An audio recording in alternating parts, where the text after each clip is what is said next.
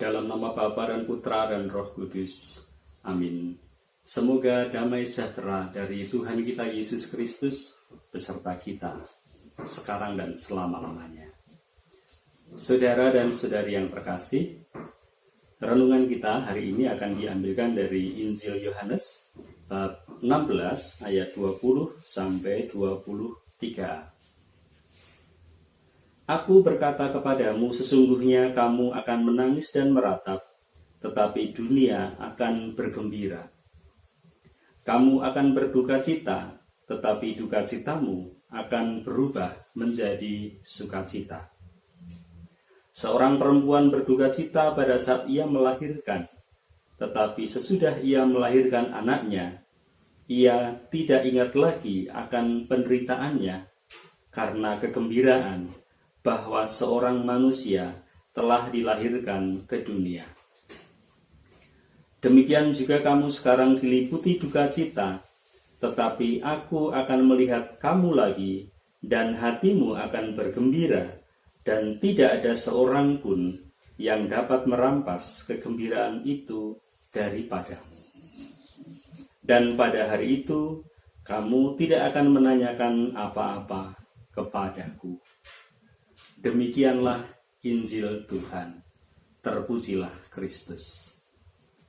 Saudara dan saudari yang terkasih, dalam aliran pemikiran, dalam filsafat, ada pendapat yang menyatakan bahwa manusia itu memiliki kecenderungan untuk memilih yang enak dibandingkan yang tidak enak, memilih yang mudah dibandingkan dengan yang susah. Sebagai contoh, ketika manusia diberi pilihan antara makanan yang enak dengan makanan yang sehat tetapi rasanya tidak enak, kecenderungan akan memilih pada yang enak. Dan mungkin yang enak itu bisa juga membawa penyakit. Diberi pilihan antara minuman yang manis dengan minuman yang pahit, kecenderungan memilih yang manis. Diberi pilihan untuk bangun pagi dengan bangun siang, memilih yang bangun siang. Namun karena manusia memiliki kemampuan untuk berpikir, lalu manusia bisa memilih mana yang bermanfaat bagi dia dan mana yang tidak bermanfaat bagi dia. Nah, aliran pemikiran ini kemudian yang dikenal sebagai aliran hedonisme.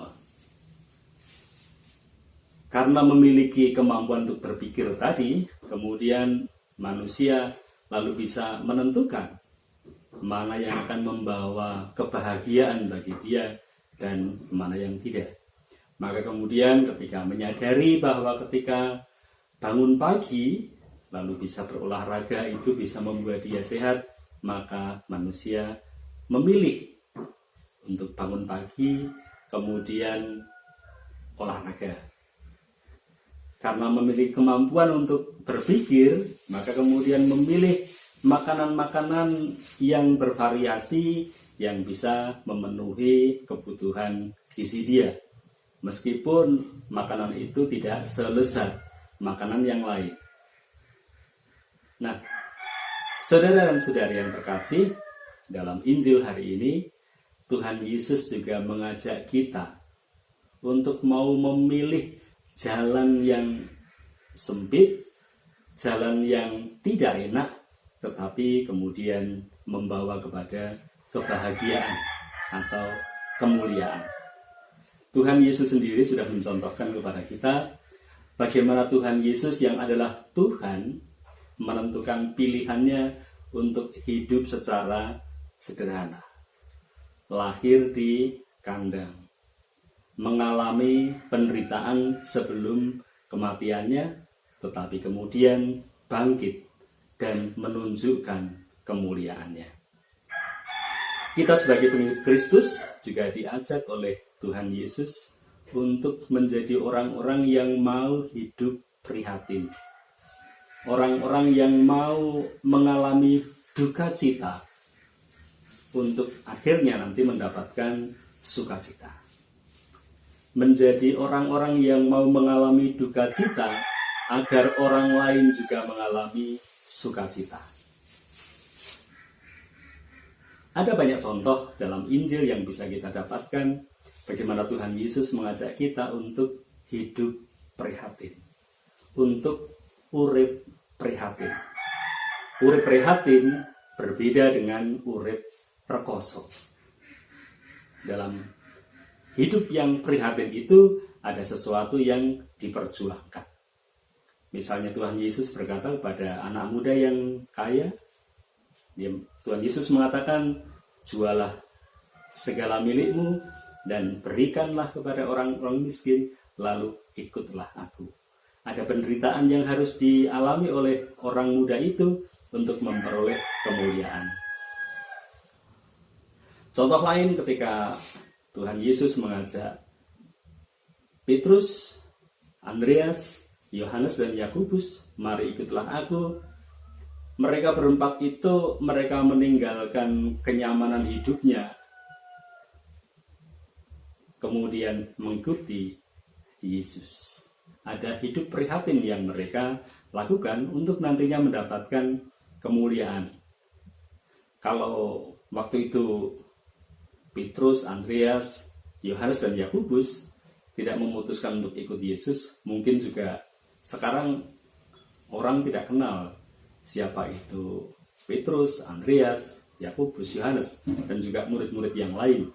Tetapi karena mereka memutuskan untuk ikut Yesus, ikut prihatin, maka mereka dikenang, namanya digunakan oleh banyak orang di seluruh dunia. Hidup prihatin itu menjadi ajaran Yesus bagi kita. Seperti judul bacaan hari ini, duka cita yang mendahului kemenangan. Marilah kita sebagai murid-murid Kristus menyiapkan hidup kita, memberikan hidup kita agar kita mau untuk hidup prihatin, agar nantinya kita bersama mendapatkan kemurahan hati Tuhan, mendapatkan kebahagiaan yang kekal. Tuhan memberkati. Amin. Dalam nama Bapa dan Putra dan Roh Kudus. Amin.